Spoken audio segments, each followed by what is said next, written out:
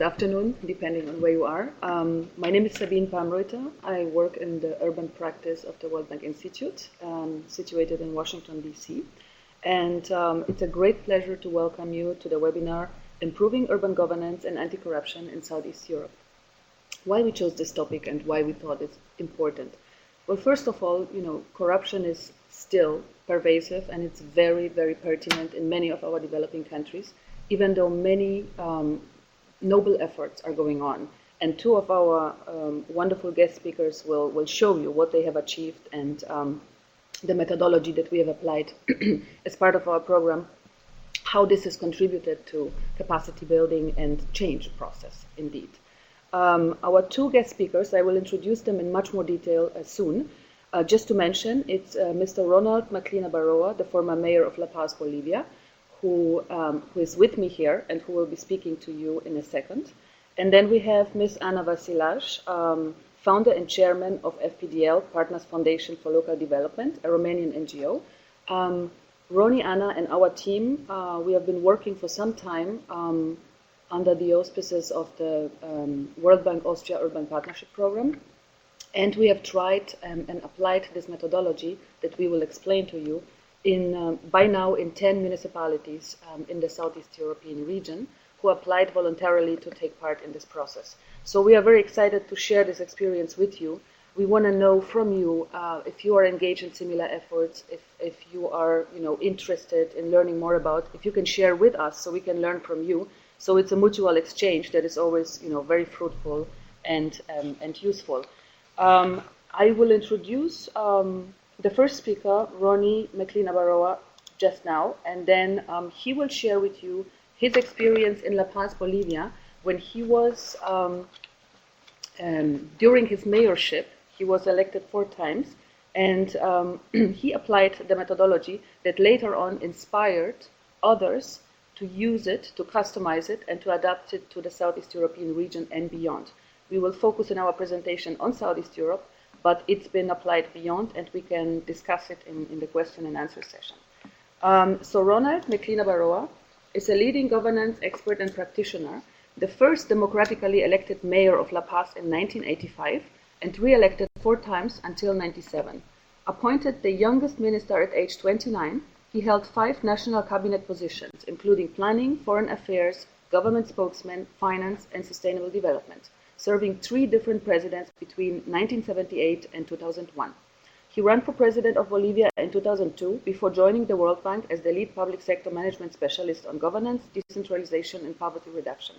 He spent 3 years with Harvard Institute for International Development as a senior research fellow on governance, working with Jeffrey Sachs and Michael Porter in the Central American Project, and lectured at Kennedy School of Government at Harvard. He received his master's in public administration from Harvard University and his bachelor's degree in economics from the University of Maryland. He is the author of several articles, professional papers, case studies, and books. He also co-authored with Robert Klitgert and Lindsay Paris the very famous book, and some of you may have heard of it, Corrupt Cities, A Practical Guide to Cure and Prevention, which was translated into 15 languages. So I'm very pleased to have Roni with us to share with you the La Paz experience. Thank you.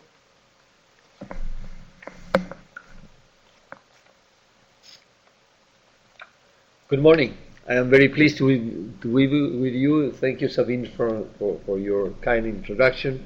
And we are going to spend some time now talking about the experience of La Paz. And let me just say from the very beginning that when I became mayor, there was no methodology, so to speak, to apply in La Paz, and that we developed that out of trial and error and with the support of Robert Klitgert, a professor of mine at Harvard University, who came to La Paz to coach and help me solve the problems and prevent corruption. So this is a story that has dated that some years ago, but that was really interesting because it was developed for mayors. And the problem of corruption sometimes is a problem that seems to be beyond the reach of mayors themselves, as they depend on the judiciary, they depend on the justice system, they depend on the police, the prosecutors, and in many of our developing countries, those are the institutions that are corrupt themselves. So who are going to control the controllers And so mayors sometimes feel they are helpless to solve or to prevent corruption. So let me go through the experience in La Paz and explain how this very extreme situation, which is unlikely to happen in the other municipalities, was finally overcome. And that gives us hope that you, other people, and mayors in other places of the world, would be able also to tackle corruption and prevent corruption using this approach. Okay, just briefly, this is the situation in La Paz when I became mayor.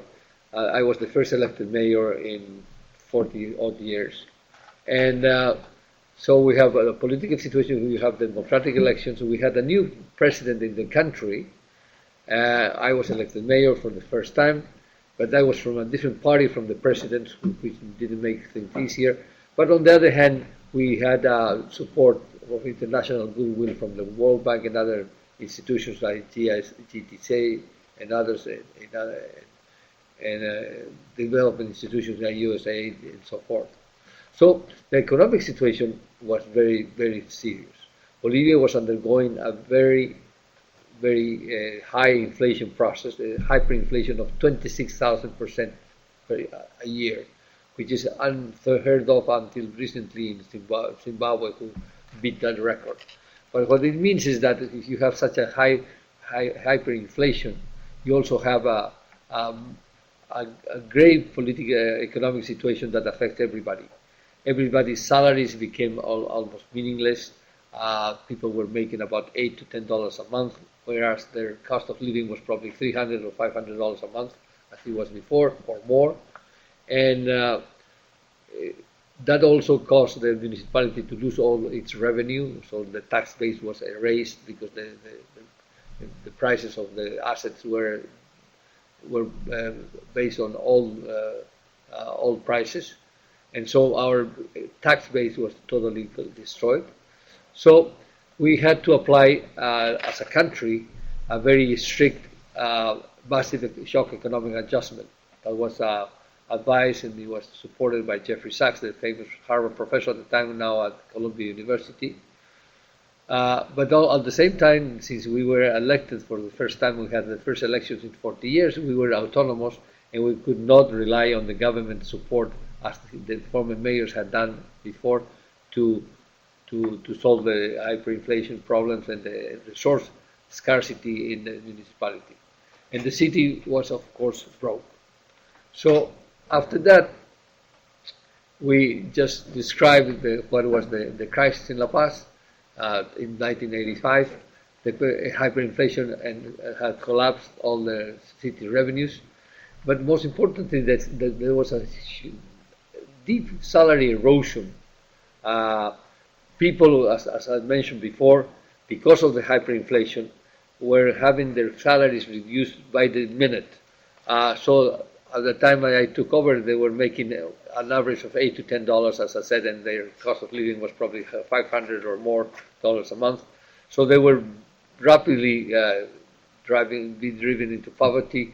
They were getting loans to survive. They were selling their assets. They were selling their clothes. They were selling their silver, whatever they could get hold of it.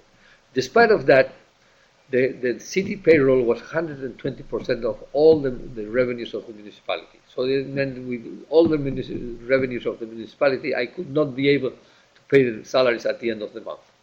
And of course, that had generated a mine of systemic corruption. I usually say that the hyperinflation generated hypercorruption, which of course was very, very difficult to attack. I am going to go briefly through the several areas of corruption just to make things easy. Public works was where the money was, because that were the big contracts, and the public sector, public works department, and the director, they control 4,000 municipal workers, and they had machinery, they had tractors, they have all kinds of things, and during the inflation and the hyper-corruption, that was where they could make some money. They would lease the equipment out to the private sector. They would charge to make repairs in private in urban development. They would steal the gasoline, the tires, the spare parts of the equipment, and that is the way that they were making ends meet.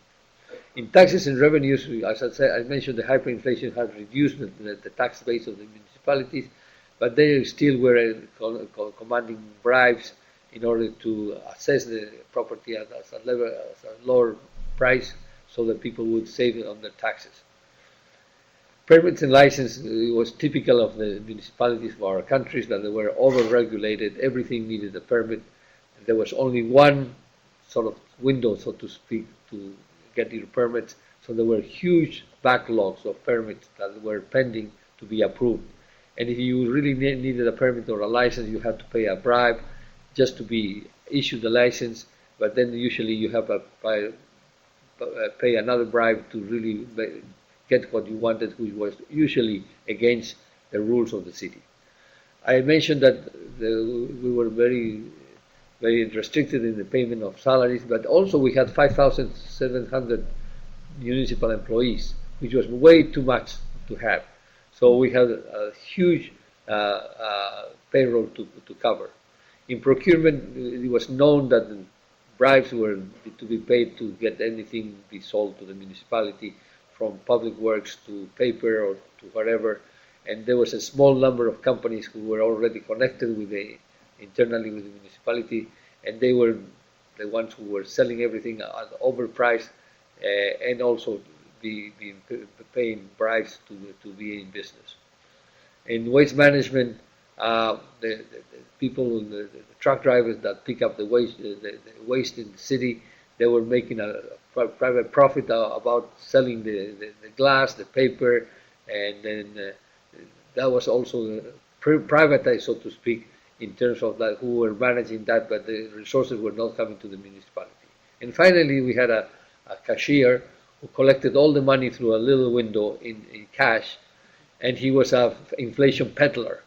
So he got this money, he got the Bolivianos, he turned around the corner and changed it into dollars, foreign exchange. So he waited for about a week, and then he made huge profit about selling a few dollars back to the market and collecting all these Bolivianos back again. So in the books he was always all right, but he was making about $50,000 a week that he distributed among other people. So that is the situation of total corruption, which meant that the hyperinflation had made the municipality completely dysfunctional. And what people have actually done, and they do in different degrees with public enterprises or public institutions, is they privatize it in disguise. In other words, they use public means, public assets, public companies to produce private profits. And they do it through corruption in different degrees. So that is what was going on. Since this institution was not paying really wages to the people, and they had to survive, and of course people come to work because they need to earn a salary, so they turned around this institution and they converted it into a profit-making institution for the private profits. And so when I came as a mayor, I discovered that I didn't have an institution for public good to produce public value, but it was an institution who had been converted to an institution to produce private profits. So the effects of this in the city were obvious. We were facing an imminent financial collapse of the city. There was no performance, or deteriorated performance, because everything that was started by the municipality was never ended. People actually were afraid that you would do some work on their street because you would close the street for months. So they would say, please don't touch it, leave it like that, because they knew that once the work would start, it would never finish. And I was unable, as a newly elected mayor, I was in my early 30s, to fulfill the mission that I had promised to the poor of the city who had elected me. I could not really solve the problem. So in this situation, I thought that I had committed political suicide. So a week or two after being sworn into my new position, it was clear to me that I had just inherited a dead donkey, that I couldn't do much about it, and I started to panic. because everything I looked, nothing was working. Everything was stealing money, was selling things, were collecting bribes. So that was a desperate situation, a desperate situation. So what did I do? Being just elected, I realized that I didn't have money to pay the salaries by the end of the month. And I already realized that the opposition that had lost the election was working with the unions to organize a big strike. A big strike that would basically say that this new administration is totally worthless, that the new mayor doesn't have any experience, he doesn't know how to solve the problems. Because the previous mayor, who was not elected, who was appointed by the president, at the end of the month he would call the president and get a check from the central bank to pay the salaries. In this situation I couldn't do that. Not only I was elected, I was from a different party from the government, and the government didn't have any money. They were themselves trying to fight hyperinflation.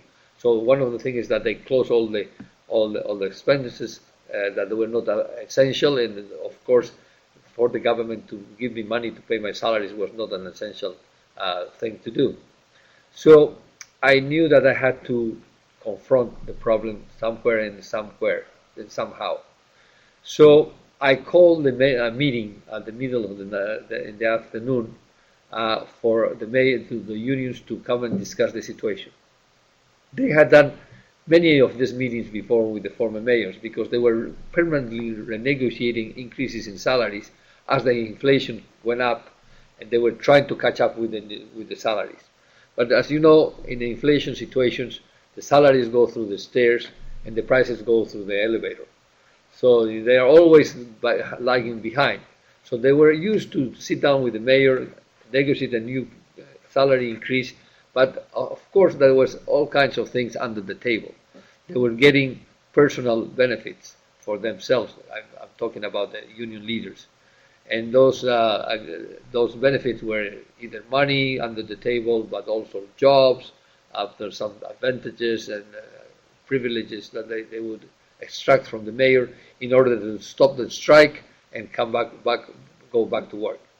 So I knew that was likely to happen to me because I had been in my previous life, before becoming mayor, I had been running a mining company, and I knew that these labor negotiations were very tough.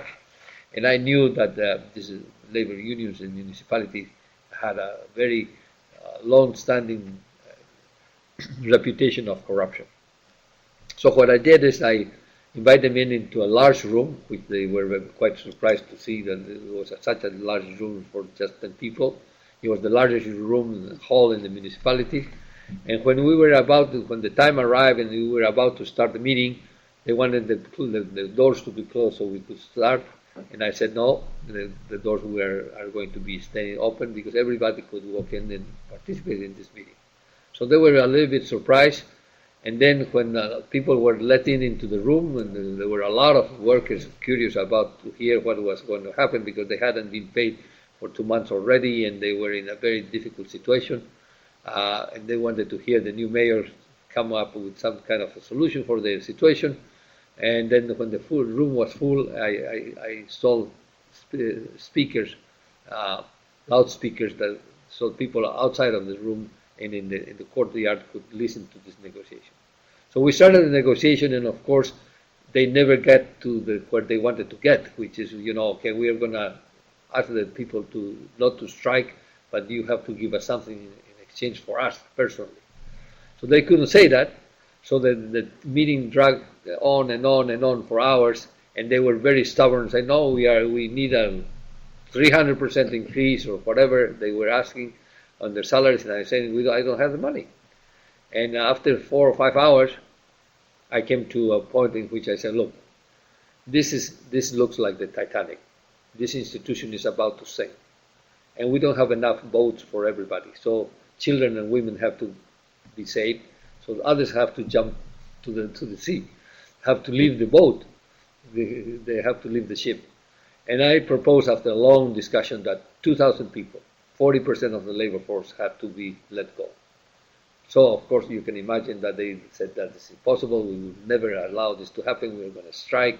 We're going to burn this building down before you fired 40% of the labor force. But then the next step, I said, look, these 2,000 people have been hired by the last mayor, who were supposed to be coming to help him be re-elected, which he wasn't. So they failed in their objective. And we don't need them. I mean, you are sharing your salaries with these people. You earn less because we have to pay to more people. So I propose that we let them go, and we let them go the last 2,000 people that came to the municipality. So last in, first out. LIFO is an inventory technique. So at that very moment, people who knew they were among the 60% started to agree, because I said, okay, whatever savings we have of the people who are going to be let go, those savings are going to go into your wage increase, which will be about 40 to 50%. 200, 300 is impossible, but 40% or 50% it will be possible to be done. To make the story short, they finally agreed on that, and despite that there was a big agreement, and by 4 o'clock, I think in the morning, we signed the agreement. The press next day was totally critical of what had happened, and I had a terrible problem with my own party, who said that I was destroying the reputation of the party. But this was, how much time do we have? 7 minutes. Okay, so let me say this. This was a showdown that was necessary to start a new process. So the next steps were to the next steps were 3 actually, to resolve the problem. We needed a good diagnosis of the process. Then we developed a strategy and an action plan. So the strategy was basically to create market mechanisms to mediate between the demand for public services and the supply of public service. Now, there was a big disequilibrium there. There was a supply which was one monopoly, one person who really actually gave all the permits, for instance. And there was a huge demand for that service. Having this mismatch and not a market mechanism to solve it, or some mediation, corruption comes in. Because through corruption, those who are in more urgency or have more money, they obtain what they're looking for by paying that.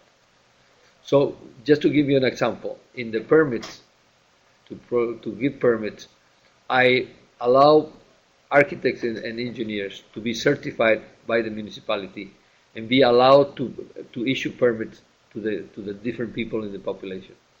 So suddenly, instead of having one person with the monopoly power to give permits, I had 200 people giving permits. That was hard. People didn't understand at the beginning how people who were not employees of the municipality could grant a permit, but they were licensed by the municipality. So that was one. I'm sorry. That was one form in which we solved the corruption problem. We knew that corruption happens when you have monopoly power, when you have discretion, and you don't have accountability. So in order to destroy the corruption process, you have to introduce competition, you have to reduce the discretion by making rules being known, and you have to increase the accountability. Accountability is a foreign concept in most of our countries. In Spanish, for instance, there is no word for accountability. If you don't have the word, you don't have the concept. But more and more people are starting to understand that if you're a public servant, you have to be answerable to somebody, to council, to other authorities, and so on and so forth, and you have to justify what you do. So once we came to understand the situation, do the good diagnosis of the situation, then we propose a strategy. And to make a strategy, you have to go away from the anecdotes and really use these analytical tools like this equation or cost-benefit analysis to start understanding where are the problems, what are the causes, who is being benefited, who are being hurt, and then only then you intervene like a doctor. Have an action plan. A doctor makes a diagnosis, then figures out how to fight the illness, and then he acts. So that was important for us to make. Now, as I said at the beginning, much of the time people concentrate and control corruption. But mayors don't have the means to control corruption. They don't have the means to investigate, to prosecute, to go against the corrupt. In our case, everybody was involved in the corruption. It was systemic. So we really had to be innovative, and we really had to come to a conclusion that corruption doesn't happen because there are bad people. Because in this case, everybody was corrupt. So I couldn't do anything. I couldn't fire everybody. But most people want to be honest. They are more comfortable working within the law and earning their salary in a right way. But if the system is corrupt, it corrupts the individuals. So you're not chasing people, you have to change institutions. So this is documented in a book, in Corrupt Cities. This is documented in a couple of case studies at Harvard University. But I wanted to give you the flavor in a short presentation so as for you to explore what could happen. Actually, we have even a multimedia interactive learning course that we can provide the link so you can go through more detail to the process. So what were the results after the first year of my administration? Revenues came up back again because we did a self-assessment of the properties and the people put the right values in their properties. And that was total novelty because we didn't have municipal assessors who were going to be collecting bribes when they assess your home. So we recovered the tax base for our asset tax or catastrophe. Investment in public works came up 10 times higher. We had recovered international creditworthiness because the World Bank gave us a loan that was well executed and really had an impact in the city. We recovered international creditworthiness, and corruption collapsed. Corruption collapsed, probably not to zero, which is never going to happen, like sin or sickness. There's always a measure of corruption, but it's a measure that you can live with, and it's not infecting your whole body, institutional body. And I was reelected for a fourth term, which proves that even anti-corruption strategies can pay politically. So this is the presentation that I have for you now. And we go to the lessons. Corruption saps the energy and life of a healthy organization. It's described as a cancer of politics. Lesson 2, to cure corruption, we have to attack its roots and not only control its symptoms. That's very important. You usually see the symptoms. You have to go behind the symptoms. It's like the temperature in a sick person. The temperature you can feel, but you have to find out why the temperature is there. So this means changing the design of organizations affected, usually built around a centralized, top-down, and authoritarian mold. Lesson number 3, corruption privatized public functions for personal benefit. I explained that before. That is a very interesting insight because people don't realize that many times they nationalize companies, but what they're doing is that giving that private discretion to whoever is running those companies. Lesson 4, corruption is not the result of bad people, but of bad, corrupting institutions designed to grant privileges to a few individuals at the expense of the larger public. The same concept. Lesson 5, this is the equation that I explained before.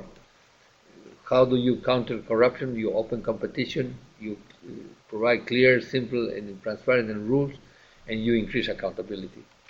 Lesson 6, in the absence of a legitimate mechanism of bringing together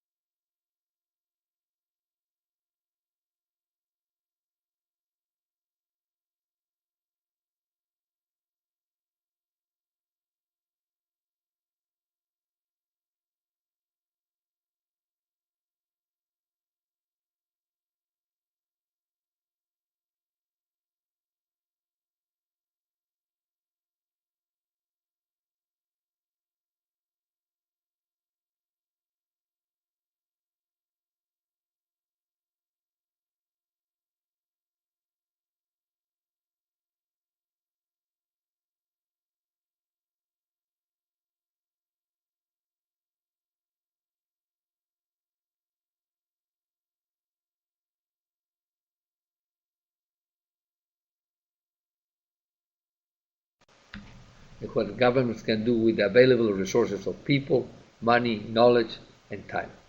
Thank you very much.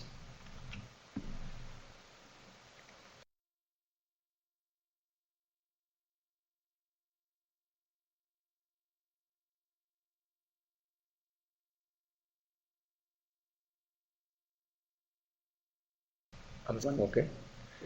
So the lesson number 7 is that governments should be small relative, I mean, they be adequate to the size of the resources.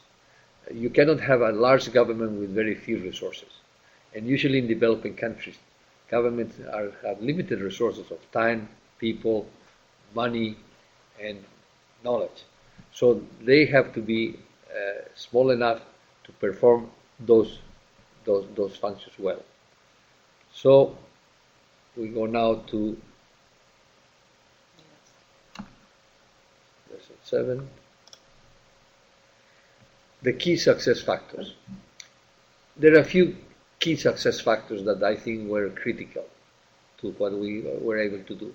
First, we had political legitimacy through free elections. I was an elected mayor, and that gave you a lot of legitimacy with your electorate. Then you have to have the political commitment to international change, to institutional change. And that political commitment usually becomes linked to the legitimacy that you have through elections. Then you need a good team of reform agents. You cannot do it by yourself. Leadership in this case means bringing the right people and the good people around you.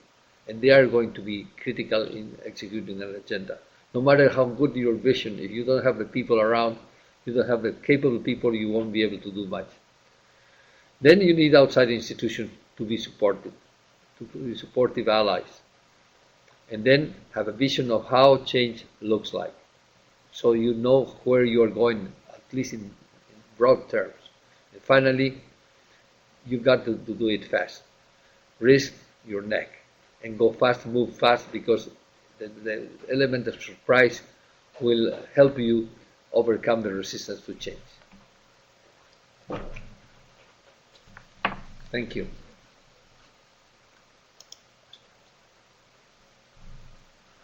Okay, we have a couple of questions. You will be able to vote here and to make, there is no right or wrong answers on this. It's mostly that when, with the knowledge that you have, tell us what are in your opinion, the areas most vulnerable to corruption in your city. So where do you think that corruption mostly happens?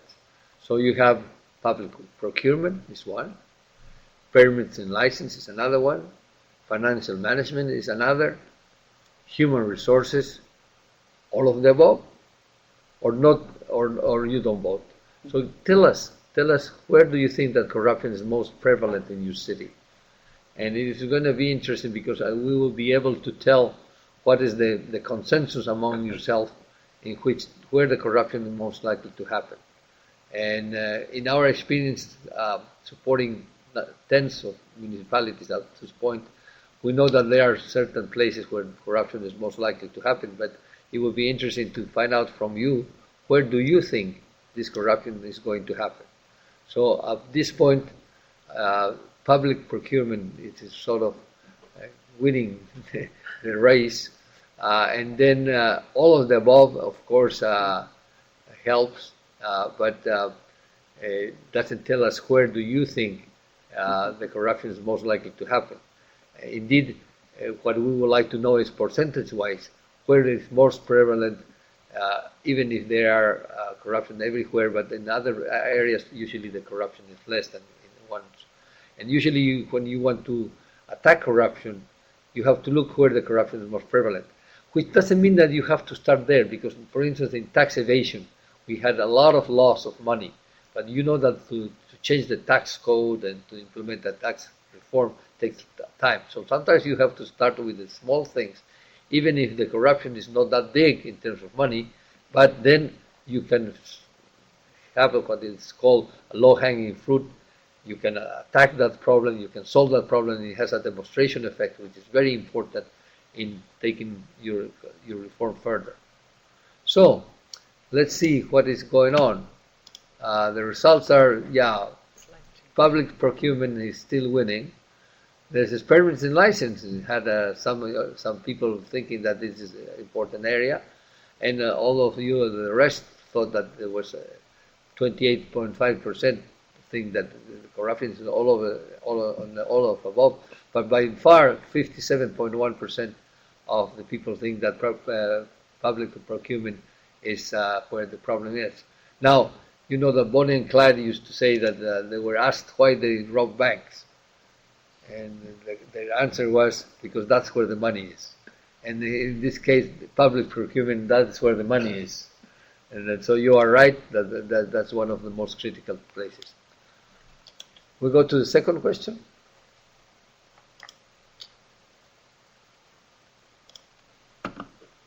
What is, in your opinion, is the main cause of corruption? And then you have different options as well. Or no, one, you have bad people, lack of controls, bad institutions, monopolies, all of the above. So what are the main causes of corruption?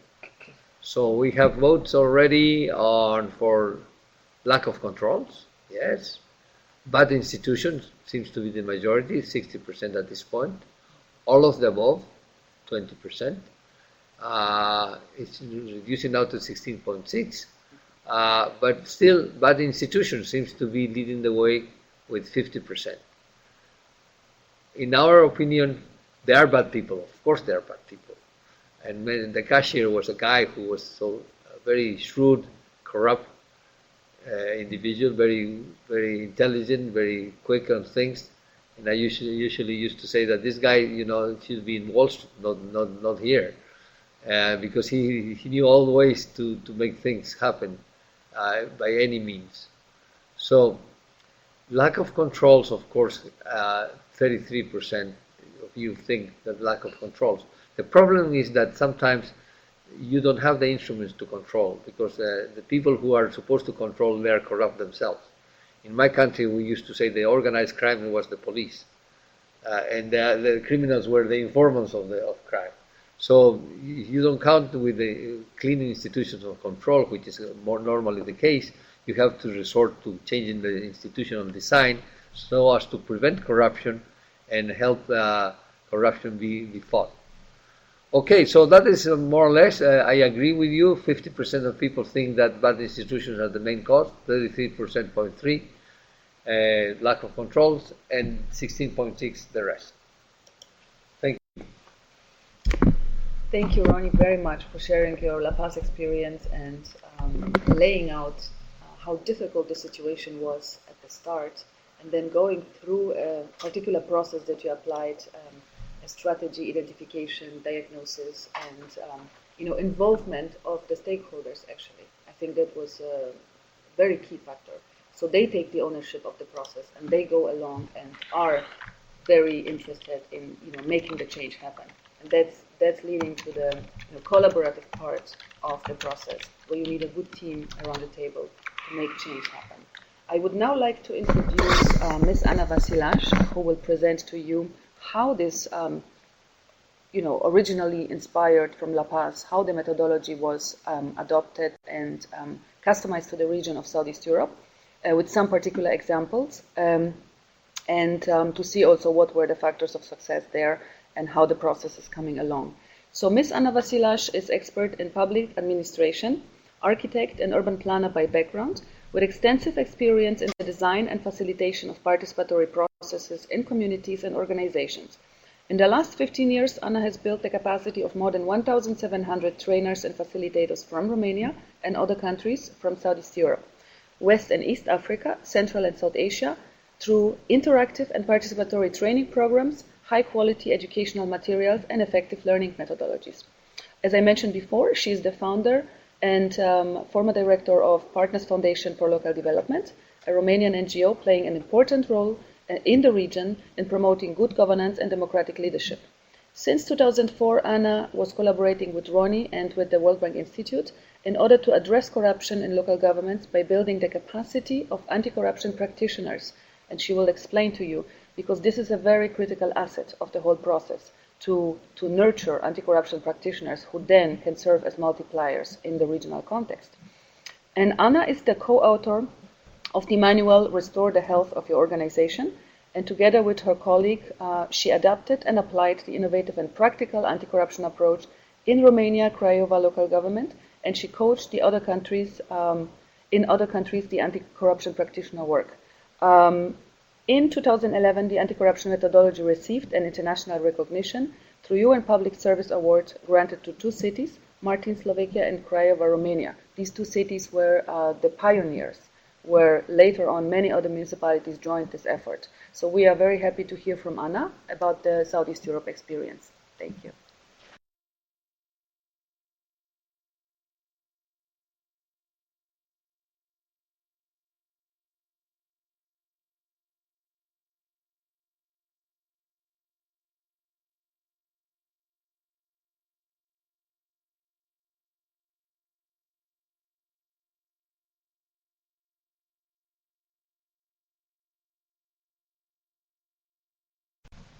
Let's show her. Anna, could you please check your mic? We cannot hear you. Can you unmute? Now it's okay? Yes. So start again. Thank you. Okay, so sorry. So the first questions that come to your mind when you hear such a fantastic experience as Ronnie experienced in La Paz is how you can replicate a successful experience and adapt it to other countries. And the answer came from the experiential learning theory that we apply also in all our trainings, which says that first you have how you learn. First you have an experience, then you reflect on this experience, then you extract the concepts and you apply them in new experiences. And in that way, hopefully you are able to repeat your successes or avoid your mistakes. So what we did is we tried to conceptualize the experience of Ronnie in La Paz, and we developed since 2004, connecting the dots of his experience, an anti-corruption methodology that is based on the main concepts which made La Paz a success. And what we did also is that we selected willing mayors, and they are supported by certified anti-corruption practitioners to apply this methodology in their local governments. So in 2012-2013, in the frame of the World Bank Austrian program, 10 local governments in 7 southeastern countries applied this anti-corruption methodology, supported by certified local anti-corruption practitioners. And here you have a map, and you can see the countries where this applied, and I put also here Romania, Craiova, because first we developed this methodology in Romania, Craiova, and then through the local anti-corruption practitioners we adapted it, we improved it during the years, as Ronnie said, through trial and error, and now we have a fully developed methodology. The anti-corruption methodology main characteristics, and these are the characteristics of what Ronnie did in La Paz. There are 2 aspects. It's participatory and it's strategic. Participatory means that it starts from a small team of people, anti-corruption practitioners who play the role of Robert Lidgard with Ronnie, and the organization leader who want to start a process of addressing corruption in his or her local government. Then it goes through the classical process of change. It forms a guiding coalition of people who can support this process, and then it enters into the organization, and then it goes out to outside stakeholders. This is a scheme. So the main characteristic of this participation is that process starts from inside the local government, and not the changes are made not through outside pressures, through advocacy of NGOs who want to press public authorities to behave, but through the decision of local leaders who want to improve their organizations. And we think that this change process is more effective. It's like when you are in the, you collaborate with your doctor in order to get better, and it's a more effective process then. And the process involves the very people who maybe are in corrupt situations, but to whom you give a chance to change through improving their organization system. It's strategic because it focuses on changing the systems, not only the corrupt individuals. It's strategic because it identifies and treats the most dangerous forms of corruption. So always when you are strategic, it's a painful decision on what to focus. And here there are different criteria to focus on the most dangerous forms of corruption that maybe could kill people also. And helps mayor act not as prosecutor or judges, which is not their role, but as effective managers and institutional reformers. It's strategic because it goes through the process of strategic planning. As Ronnie said, it is a process of diagnosing, it's a process of defining where you want to be and then to identify how to go there. It seems simple, but this is the main logic of the process. The process steps in each local government starts with an agreement with the mayor between the anti-corruption practitioners and the organization leader, then forming of the guiding coalition of people who can help the changes that they decide to have. Then it goes through a diagnosis process, a general diagnosis through which vulnerability to corruption is identified. Then in-depth diagnosis to understand really what could happen if the respective activities are vulnerable to corruption. Then forming working groups around the activities you want to reform. Then strategic plan elaboration, approval by the council, and implementation. The general diagnosis, we use the famous formula, corruption equal monopoly plus discretion minus accountability. So we identify the most vulnerable to corruption activities through asking people assess the level of monopoly, discretion, and accountability. And the most vulnerable to corruption have the biggest monopoly, the biggest level of discretion in decision making, and the lower level of accountability and transparency. The in-depth diagnosis, it's also a very interesting process. After you identify the activities that are most vulnerable to corruption, people start to discuss and to identify through surveys, through individual surveys, what corrupt action could happen and why, especially why. What are the causes in the system that could allow this to happen? Then we also do one-on-one interviews to understand better what is happening in each activity. Then we may involve also experts in different areas like public procurement, human resource management, also to look at what people generated and maybe add other ideas. And then we have a view of the causes that can cause this vulnerability to corruption. Then the working groups are formed around each vulnerable to corruption activity. In the working groups, you can invite other people from outside the local government, from other institutions, or from NGO or from business sector that could be interested in improving the way this activity is performed.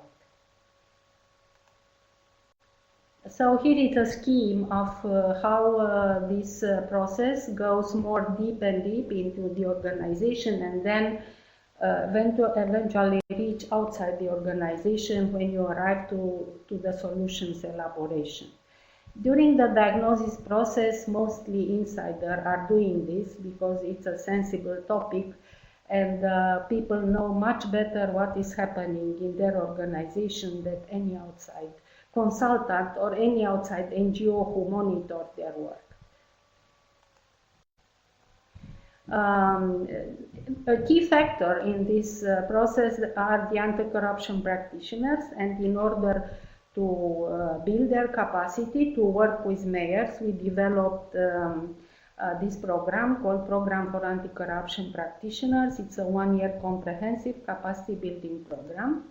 It has more components. It has a knowledge building component where people read concepts, and also it's action oriented because they also develop essays applying these concepts.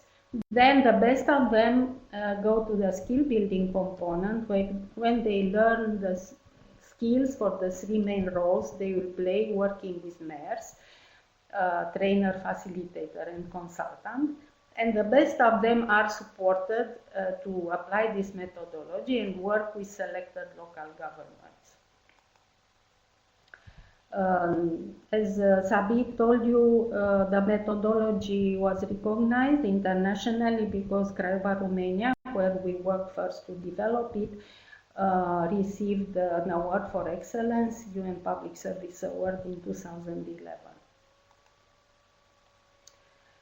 What we think is that this methodology is not innovative because of the way it identifies vulnerable to corruption area, because all the area you identified are mostly those identified in other local governments. Besides human resource management, it seems that none of you work in a local government, because probably if you would have worked, human resource management would be also on the top of vulnerable to corruption activities that frustrate most of the staff. Actually, in all local governments, human resource management was one of the big topics.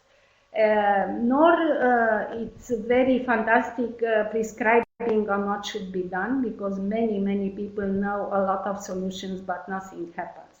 They rest in the books, in the shelves, in the libraries. We think that it relies in the process itself and its power to bring feasible solutions into existence because of this involvement of everybody.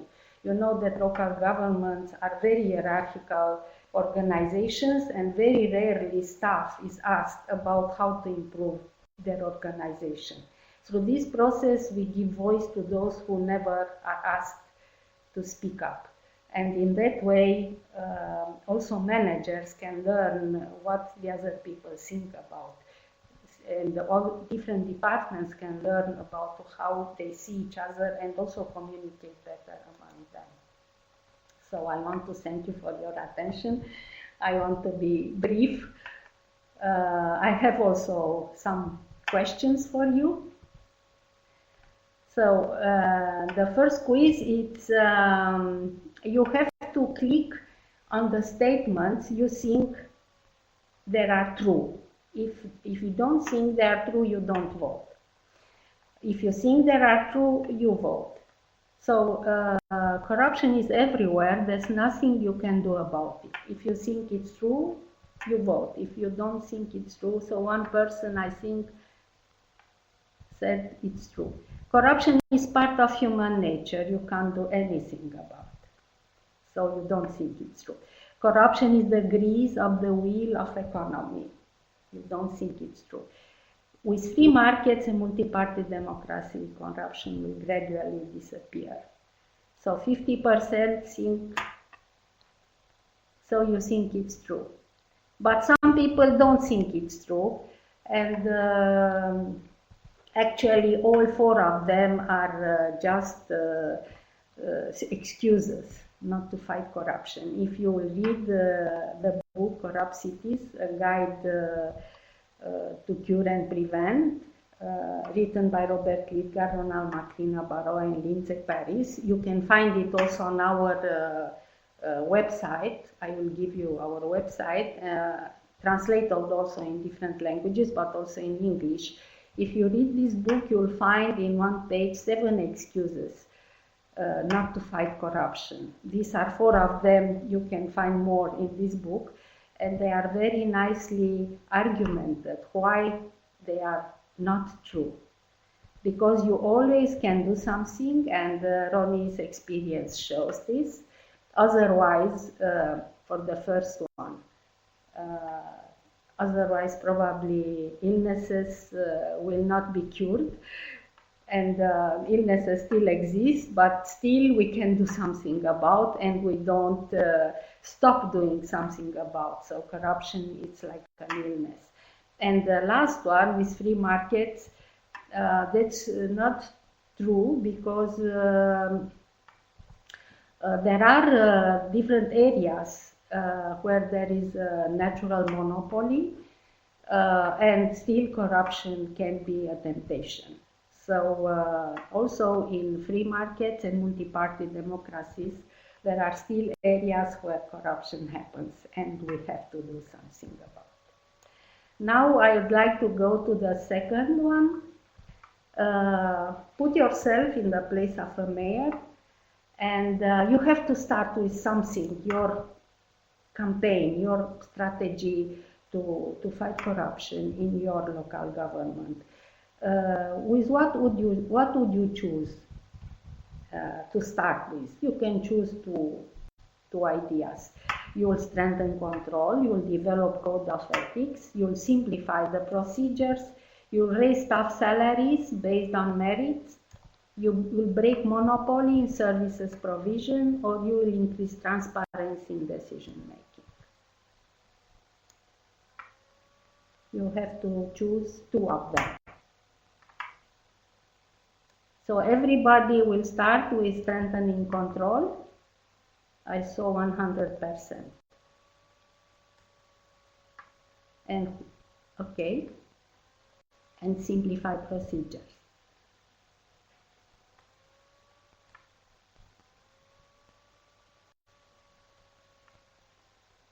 Break monopoly, or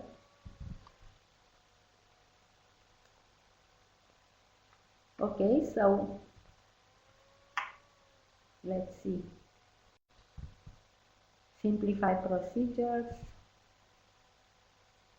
break monopoly, and strengthen control. It's good to start with something, as Ronnie said, pick the low-hanging fruits. It's always good to start with something that is easy and will show results. Probably strengthening control could be one thing you can do.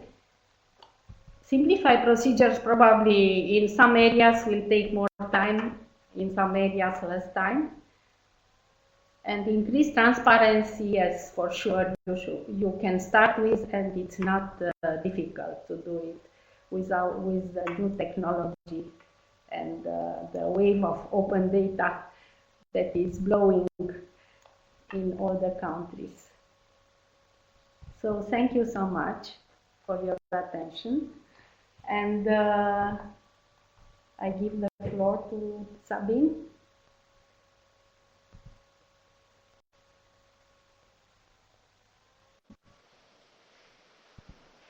It's thank you, Anna, very much. It was very, very, very telling, the fact that we were able to translate, and adapt the experience of La Paz to Southeast Europe.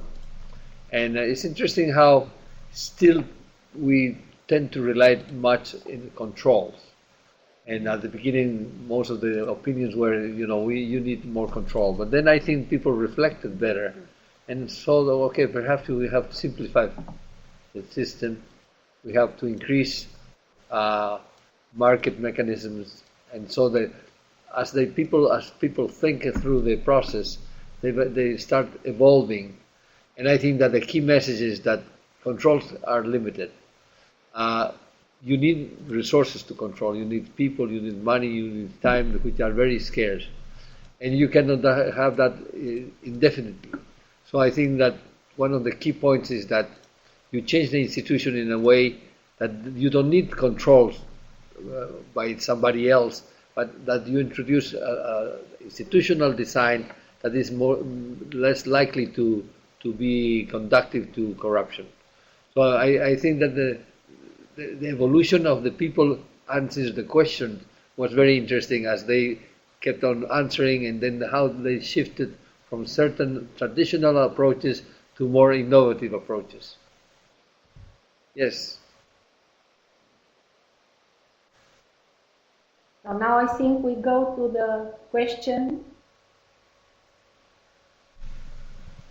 If we have questions.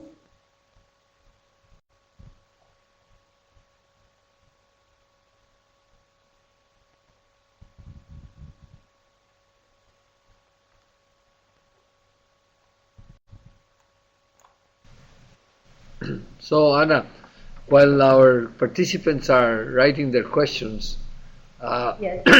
why don't we make some reflections about how this process went on, and how this new methodology to have webinars could be used to interest people in this new process, and how they can follow up after this webinar, how they can be in touch with us, they can receive more material, they can receive the milk, and so on and so forth. That would be an interesting way to follow up, because people who have registered to come to this webinar, of course, they have now had the tasting of the material.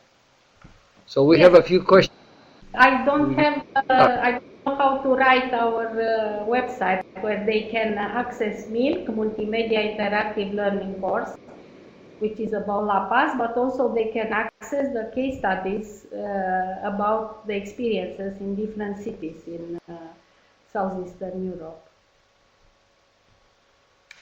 Well, we'll see. Since we are going to have the registration data, perhaps we can follow up with some information for them, like the MILC, which is the Multimedia Interactive Learning Course. Mm-hmm. So we have a few questions here. Miguel Fernandez says, what happened in La Paz after the clean democratic leader left? Okay, Miguel, I can start answering. There was a involution of what happened. After I left, there were new mayors who came with the idea of perhaps profiting from the institution. And what happened is that 3 of the 4 mayors that came after me ended up in jail for corruption. And one is evading the Interpol. She's fled Bolivia already, and she's fighting an 8-year prison sentence. But nevertheless, the city recovered. They were the participants, the employees who themselves had been vaccinated against corruption, and in a way used the Xerox machine to pass the information, leak the information of the checks, the contracts to the press. And the last election that I participated in 1999 were an election about corruption. And most of the parties, or all of the parties, really put candidates who were clean. And the one who was elected, I think, that has kept the city quite clean is the same administration. They went for, they're in the 3rd term now. And so I think that the fact that we destroyed the taboo of corruption, that we brought up the discussion, that we encourage people to participate, open up, discuss it openly, and fight corruption, and not be ashamed or afraid to go against it, has made a great difference, in my opinion. So there was a sort of a involution of the process, but then there was like two steps back, but then now I think there were 3 steps forward. So basically La Paz is considered a clean city in which corruption maybe exists, but is not prevalent as in other parts, in other municipalities. So let's see. There's someone writing. So we are waiting for some more questions. Somebody else is writing, tells me Sabine. Mm-hmm. Yeah, I think so. Let's just give a second. So let's wait for a while. If Miguel wants to write another question, Miguel, you're welcome to do it. Yeah. Yeah, another. Anna, why don't you comment briefly on Craiova and what happened with the mayor? Yeah. So it's interesting that you said that the mayor, your mayors were after it came after you ended in jail. Actually, our mayor, the city where we work, is in jail now. I cannot claim that it's due to our process, but it was interesting that during our process he was arrested. He was arrested for an activity that was identified as the most vulnerable to corruption 1 year before by the whole organization, which was issuing building permits. And now he, after 2-3 years of trials, he's in jail. So it was a very interesting process. Actually, it was not the mayor who supported our work in the local government. It was the highest position of civil servant, which is the secretary, the legal secretary, who supported our work. And mayor, who was not micromanaging the organization, actually signed in for this process, but not really knowing for what he signed his application, and he never appeared in our meetings and in our work. But the secretary really pushed and supported our work there and motivated other staff to participate. So it's very important to have at least one public leader, high position support in order to be successful in this intervention. It's a crucial condition. Thank you, Anna. Thank you very much. Now, our friend Miguel Fernandez has a follow-up question, in which he said, I think he states that the judicial system worked in Bolivia, but he said our judicial system doesn't work. I don't know which country he comes from, but I can tell him that yes, in Bolivia the judicial system didn't work as well. Mexico. Oh, Mexico. Okay, so the situation is very similar, Miguel. Thank you for your question again. That is why we didn't concentrate in bringing up the judges or the judiciary into the play. It is interesting because I was reading about a priest who just passed away, and he said that Christ came to the world to save the people, not to judge them.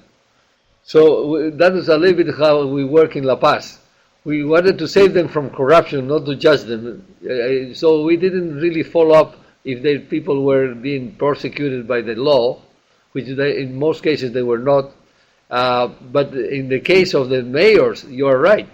The judicial system worked, and worked mostly, unfortunately, because then the new government that came afterwards, they were witch hunting the previous administrations, and they found these mayors to have had committed corruption charges, and they went against them. But indeed, at that level, it did work. They've been prosecuted, and I think they're being used as an example that sooner or later, justice comes. In our case, in Craiova, it was the same.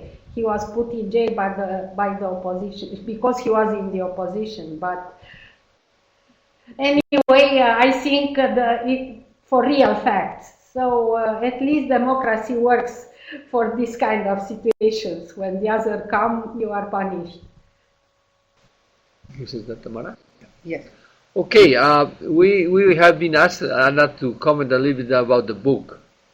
The book was written by my mentor and friend and coach, Robert Klitgar from Harvard University. Started working in that book for a long time. Finally, we brought the example of La Paz and other cities which are in the book. But also it's a book that Anna picked up by chance when she came to Washington for the World Bank seminar. And then she decided that, well, this is an interesting way to approach corruption. She had been looking for ways to enter the corruption issue and do something about it. So the book provided her some guidance of how to use her formidable organization and network of experts around Southeast Europe, and she organized training. She explained that training for a year, so to speak, online, and with lectures, with readings on different books, and so now we have a kind of clones of people who were cloned on the figure of Robert Klitgaard to help and to coach mayors implement reforms.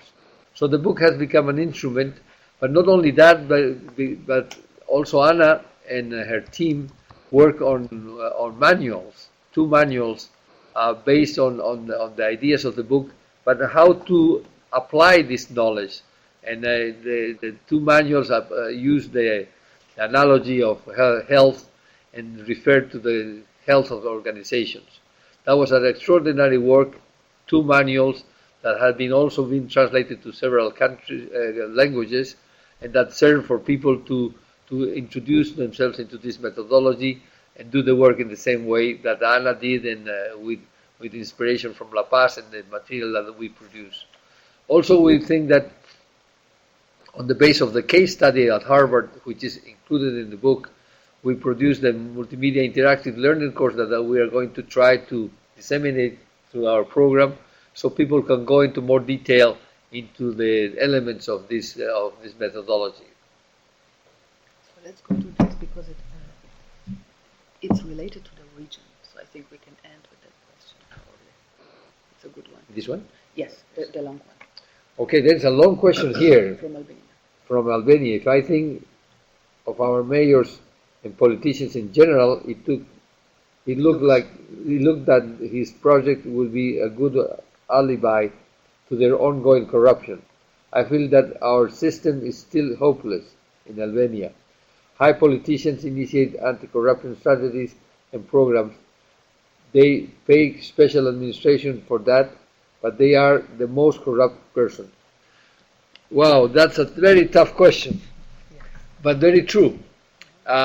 When we founded Transparency International, and I was in charge of setting chapters in each Latin American country, we found out that a lot of corrupt people were coming to us to work for that, and then they wanted to clean up their faces in saying that they were fighting corruption. It is a possibility, and a lot of people start anti-corruption programs, but usually they are top-down control center programs in which they keep control of the anti-corruption action, so to speak, and they have their own most loyal people in charge of this program, so nothing really happens. In our approach, we involve the whole organization, and we open up the discussion, and we destroy the taboo of silence about corruption. And I think that even for a mayor who wants to be corrupt, or of succeeding mayors who have to want to engage in corruption, like was the case in La Paz, it is the people in the organization who really become the guardians of transparency, because they don't want to be tainted again. They know that the damage to that, and in fact, deep in their hearts, they resent the corruption of others who are using the organization to steal while they are working hard, and they are staying for many years in these organizations, and they are being used or misused by the corrupt.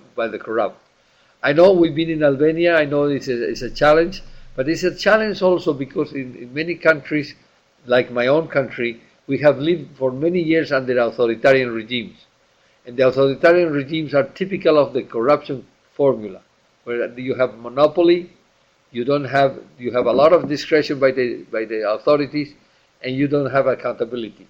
And it takes time for democracy to develop these mechanisms in which you destroy the monopolies, you introduce competition, you have clear laws that are known and applied by everybody, and you have an accountability.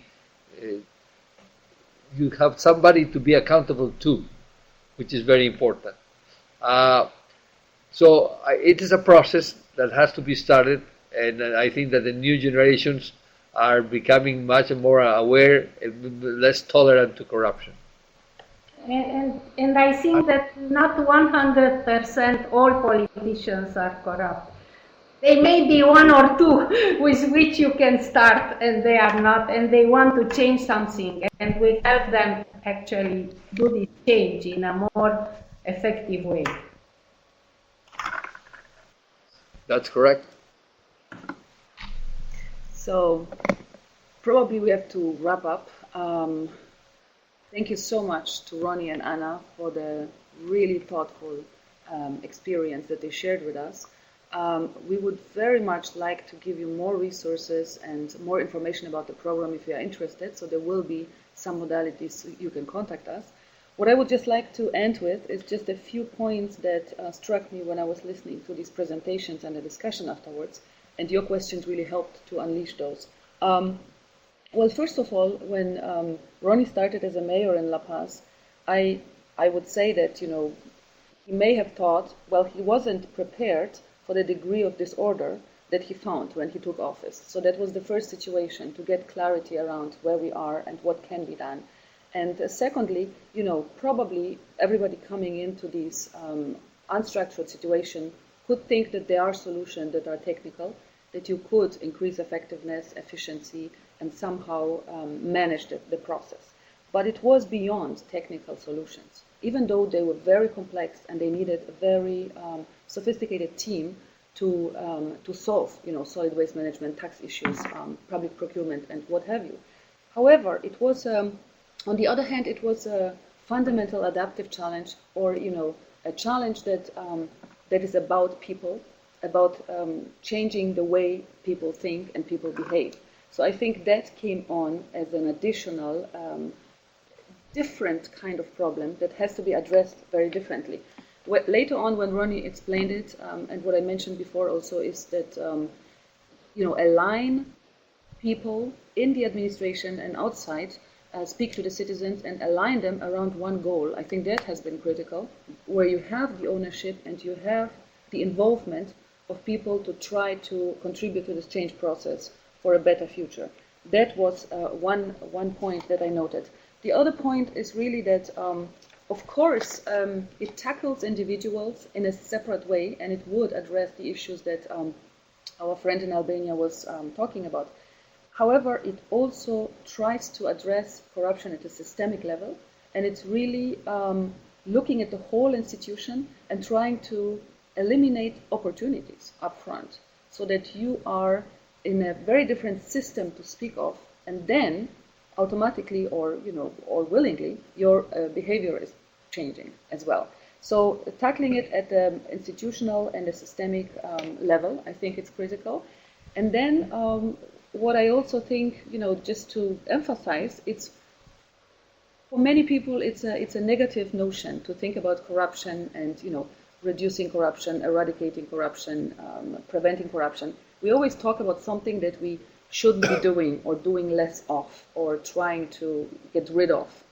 But it's really a positive notion. I always want to emphasize it, because for me it seems it's like improving the system of local government, improving governance, modernizing local governments, creating a space for dialogue, and where the change process is talked about, and where the different stakeholders are active in this process. So it's a positive notion of modernization of local governments that I think it's important to mention. Then, of course, collaborative. It's a team. It's not one individual that can do it. Leadership is critical, and it will remain critical. But the collaboration from different sides of local government and outside is critical to make it happen. Just closing the loop on our region, I think what we have been gathering from our participants, our clients and stakeholders, is that the process is very well received and very much appreciated. In the second year of our engagement, more municipalities applied, in fact more than we could serve, because it's a very in-depth and very, very thorough process of several months that the local government with mayor's leadership and the guiding coalition have to go through and want to go through willingly. So I think it's very important, because particularly urban development and public service provision are closely linked to anti-corruption efforts. So we believe that it is changing and making the urban development effort more fair and more open, and the concept of accountability comes in, that Ronnie was talking about. Just to end, the recent global survey by the Transparency International stated that corruption still remains a significant worry in the Southeast European region. I think we have, tried with a very with a good conscience to contribute to making the situation better in the region, and we are continuing. We have a cohort of municipalities where we are working with, and we see early results. We see our municipalities develop anti-corruption plans. We see that some of them went ahead and are working on detailed action planning. And we see that the process is yielding very positive results. So we are very happy that we have this wonderful team, and we will be happy to share with you more resources if there is a demand for this, and you will be informed how to contact us and how we could give you more information. And now there is a little survey that comes, a little feedback survey. We can keep improving our webinars and other methodologies for dialogue. Thank you very much.